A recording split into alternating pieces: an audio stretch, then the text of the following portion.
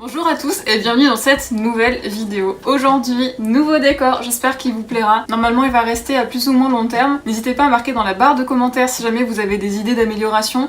Je suis tout à fait preneuse. Trêve de bavardage, aujourd'hui nous allons aborder les préjugés alimentaires parce qu'il va y en avoir pas mal que l'on va démonter ensemble. Vous êtes prêts?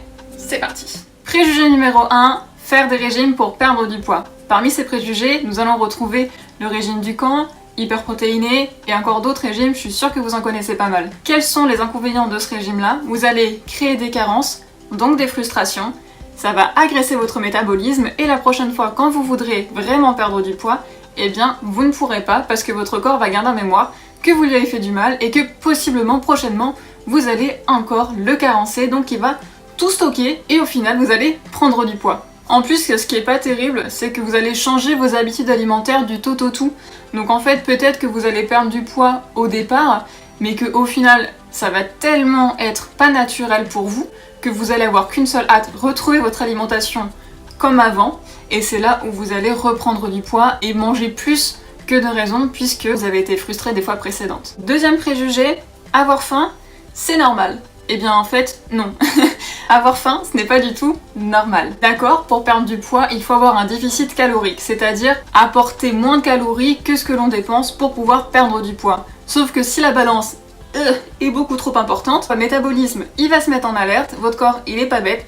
Si ça va pas, il va se dire que possiblement vous êtes malade, donc il va tout garder et ce qui va freiner votre perte de poids. Et ce qui est hyper important, ça va être de faire la différence entre avoir envie de manger, qui s'exprime souvent notamment par une émotion telle que le stress, l'anxiété, l'ennui, la dépression, et avoir besoin de manger qui, quant à elle, est un besoin physiologique qui va s'exprimer notamment par exemple des gargouillis, des brûlures d'estomac, avoir l'impression que le ventre se creuse. Après, à vous de détecter votre besoin de manger pour ensuite savoir quand écouter son corps ou non. Préjugé numéro 3, faire beaucoup trop de sport. Faire du sport, c'est bien. C'est complémentaire avec une alimentation équilibrée, mais en faire trop, ce n'est pas bénéfique. En effet, votre corps a besoin de repos pour pouvoir perdre du poids. En fait, le corps, faut le chouchouter. Il est un peu capricieux, c'est vrai, mais c'est pour votre bien qu'il fait ça. Et enfin, le dernier point hyper important va être possiblement de penser « Attends, j'ai fait une grosse activité de sport, bon bah je peux me permettre du coup de manger une raclette, de manger un brownie, puisque je me suis dépensée, donc je pourrais bien mériter de manger ça. » Au final, non. Si on fait du sport pour manger 3 fois plus derrière, il n'y a aucun intérêt.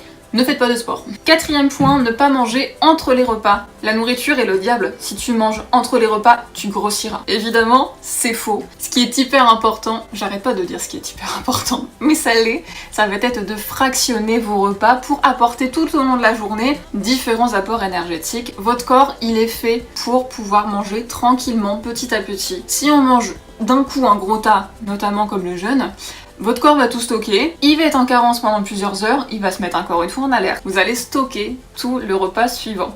Que si on fractionne petit à petit, le corps il est content. Il a toute cette petite dose tranquille, il voit qu'il a un apport régulier, que du coup il peut se débarrasser des kilos superflus parce qu'il n'y a pas tant de danger que ça. Après, quand je dis manger tout au long de la journée, c'est pas bien sûr un Kinder, un brownie, un Mars ou une raclette. Mais par contre, tout ce qui va être collation, aucun souci. D'ailleurs, si vous voulez avoir des idées de collation, n'hésitez pas à marquer dans l'espace de commentaires et puis je ferai une vidéo qui vous donnera plein de petits indices pour faire une collation idéale. Cinquième préjugé, les produits allégés. En sachant que ce sont de faux amis mais monumentaux. Pourquoi? Parce que les industriels, ils sont pas bêtes. S'ils allègent un produit, notamment en gras, il sera moins bon. S'ils allègent en sucre, il sera forcément moins bon. Donc ils se sont dit, attends, si on diminue en sucre, mais qu'on augmente en gras, finalement c'est plus appétant, donc les gens vont l'acheter. Et s'ils allègent en gras, ils vont augmenter en sucre, pour que ça soit plus appétant encore une fois. Parce qu'un produit allégé, généralement, c'est moins savoureux. Alors tous les produits allégés ne se valent pas, mais notamment tout ce qui va être chocolat, mais c'est une connerie, désolé, monumentale. Oui, il y aura pas de sucre, mais ça va être augmenté en gras, ou inversement, ça va être catastrophique. On va voir un autre effet levier aussi. Comme c'est allégé, potentiellement je peux en manger plus. C'est allégé, donc je peux, et non. Le but de l'allégé, c'est de respecter malgré tout, tant pis, nos 30 grammes de fromage. Le produit allégé, c'est pour diminuer son apport, c'est pas pour l'augmenter derrière. Après, est-ce que c'est réellement si important que ça que de manger des produits allégés? Franchement, mangez plutôt des produits frais, de saison et non industrialisés et ça sera déjà pas mal en sachant que du coup vous éliminerez forcément tous les sucres et gras rajoutés par la surtransformation. Le préjugé numéro 6, et celui-là je suis sûre que vous l'attendiez avec impatience et qu'il est peut-être fondé dans votre esprit,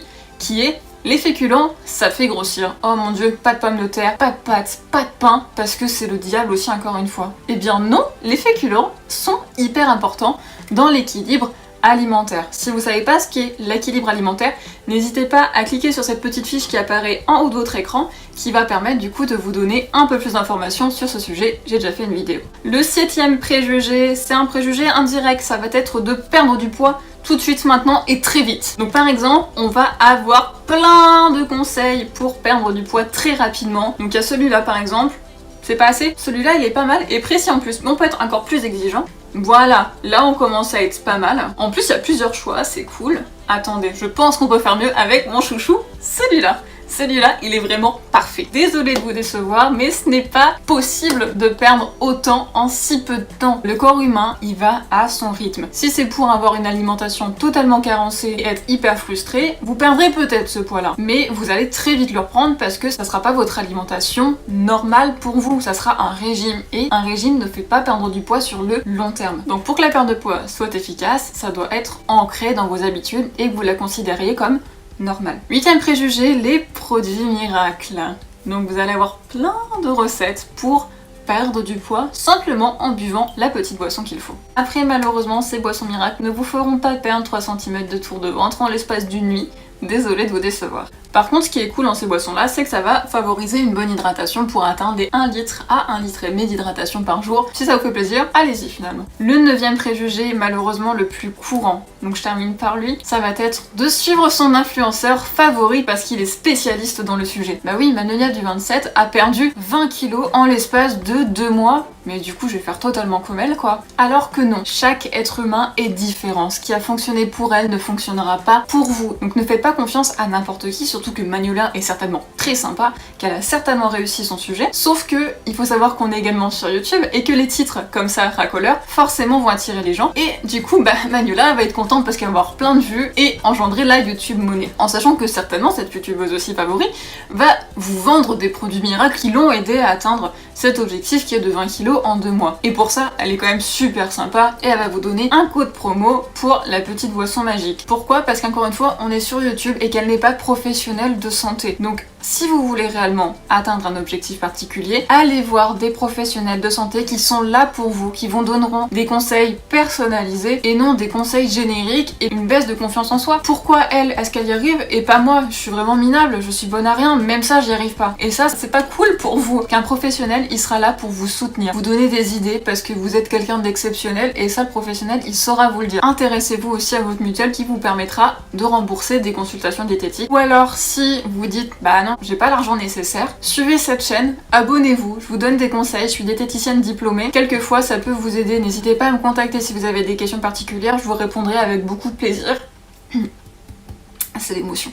Avec beaucoup de plaisir et de soin pour que vous réussissiez à atteindre votre objectif ou au moins à vous donner 2-3 clés pour pouvoir engendrer quelques pistes de réflexion. Sinon, allez sur le PNNS, allez sur le site mangerbouger.fr qui sont des vrais sites reconnus par l'État et qui sont fiables. Ou alors, écoute Magnolia et suis ses conseils et risque de être déçu, prise de poids, agresser ton métabolisme, baisse de la confiance en soi, perte d'argent. Comment ça, ces produits miracles ne fonctionnent pas ? Oh là là, je suis fortement déçue et choquée et surprise. Ou alors, avoir des risques nutritionnels et risques de carence. Ou encore l'orthorexie. C'est sur cette note ultra positive que j'achève cette vidéo. N'hésitez pas, comme d'habitude, à la partager et j'attends toujours vos retours, je lis vos commentaires avec beaucoup de soin. Je vous souhaite en tout cas une excellente journée. C'était votre diététicienne. Salut!